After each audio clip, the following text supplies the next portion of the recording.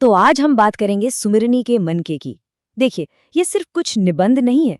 ये तो पंडित चंद्रधर शर्मा गुलेरी के लिखे हुए 3 ऐसे जबरदस्त व्यंग्य हैं ना, जो आज भी दिमाग को झकझोर देते हैं।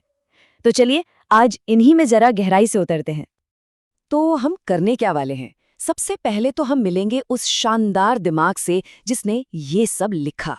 फिर एक-एक करके देखेंगे कि उन्होंने शिक्षा, धर्म और अंधविश्वास की दीवारों पर कैसे चोट की। और अंत में ये समझने की कोशिश करेंगे कि भाई 100 साल बाद भी उनकी बातें इतनी सटीक कैसे लगती हैं। तो इन निबंधों की गहराई में जाने से पहले ये जानना बहुत जरूरी है कि इन्हें लिखने वाला शख्स कौन था। हम बात कर रहे हैं पंडित चंद्रधर शर्मा गुलेरी की। ये कोई आम लेखक नहीं थे, अपने जमाने के एक बहुत बड़े विद्वान, एक जीनियस कह सकते हैं। अब देखिए, ये जानना जरूरी क्यों है? क्योंकि जब इतनी भाषाओं, इतने विषयों का जानकार कोई बात कहता है ना, तो उसकी बात में वजन होता है। उनके तर्कों में एक अलग ही धार आ जाती है। तो गुलेरी जी अपनी बात शुरू करते हैं शिक्षा व्यवस्था पर एक करारी चोट से, और इसके लिए वो एक बच्चे की बड़ी ही मार्मिक कहानी का सहारा लेते हैं।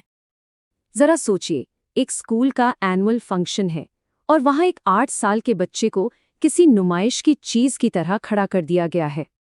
और फिर उस बच्चे पर सवालों की बौछार शुरू हो जाती है। ऐसे सवाल जिनका उसकी उम्र या समझ से कोई लेना देना नहीं। मकसद सिर्फ ये दिखाना है कि देखो, इस बच्चे को कितना कुछ रटाया गया है। अब इस पूरी कवायद के बाद उसके पिता और टीचर सब बड़ी उम्मीद से देख रहे हैं कि अब ये बच्चा इनाम में क्या मांगेगा। जरूर कोई किताब ही मांगेगा, तभी तो साबित होगा कि ये जीनियस है। पर वो बच्चा, उसके दिमाग में जो रटा रटाया ज्ञान भरा गया है और जो उसके दिल की असली इच्छा है, उसके बीच एक जंग सी चलती है। और आखिर में उसके मुंह से बस एक शब्द निकलता है, लड्डू। और बस लेखक को इसी एक शब्द में उम्मीद की किरण दिख जाती है। उनके लिए ये बच्चे की मासूमियत का, उसके जिंदा होने का सबूत है। ये थोपे हुए ज्ञान की बेजान खड़खड़ाहट नहीं, बल्कि जिंदगी की मीठी आवाज है। तो गुलेरी जी का असली तर्क क्या है? यही कि शिक्षा का मकसद इंसान और उसकी इंसानियत को बचाना है। अगर बच्चा ही नहीं बचेगा तो उस पर ज्ञान लादने का क्या फायदा? और इंसानियत को बचाने की यही जो फिक्र है ना, वो गुलेरी जी के दूसरे निबंध में और भी मुखर होकर सामने आती है। इस बार उनका निशाना है वो लोग जो धर्म के नाम पर ज्ञान को अपनी मुट्ठी में बंद रखना चाहते हैं। वो बात करते हैं ज्ञान पर एकाधिकार की। मतलब एक ऐसी सोच जहां कुछ धर्मगुरु कहते हैं कि भाई धर्म की गहरी बातें समझना सिर्फ हमारे बस का काम है, बाकी लोग बस सुनो और मानो। इसके लिए वो एक घड़ी की मिसाल देते हैं। कहते हैं कि देखो, घड़ी में टाइम देखना है, देख लो।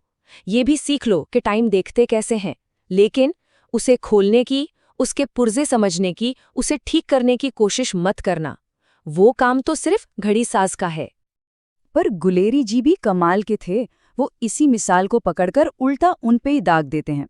वो कहते हैं कि लगता है कि आपके पास जो परदादा के ज़माने की घड़ी है ना, वो बंद पड़ी है। और सच तो ये है कि आपको खुद उसे ठीक करना नहीं आता और आप दूसरों को हाथ भी नहीं लगाने देते।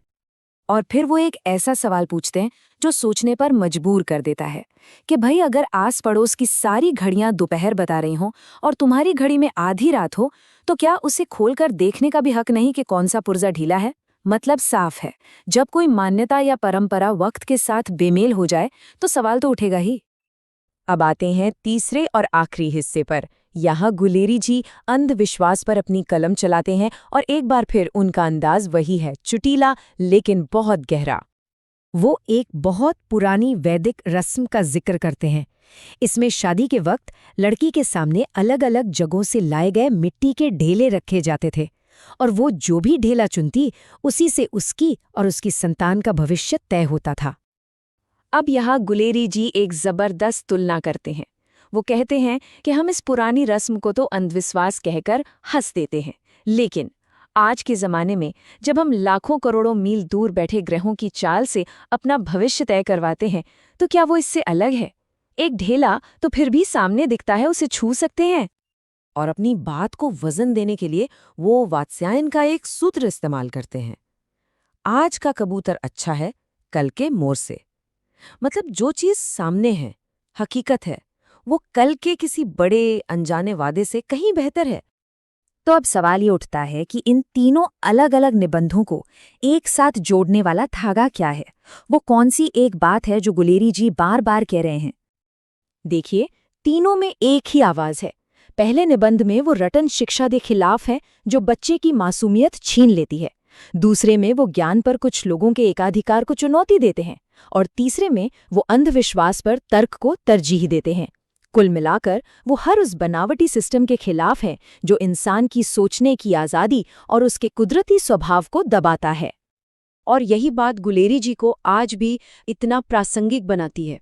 100 साल से ज्यादा हो गए, लेकिन ये सवाल आज भी हमारे सामने खड़ा है।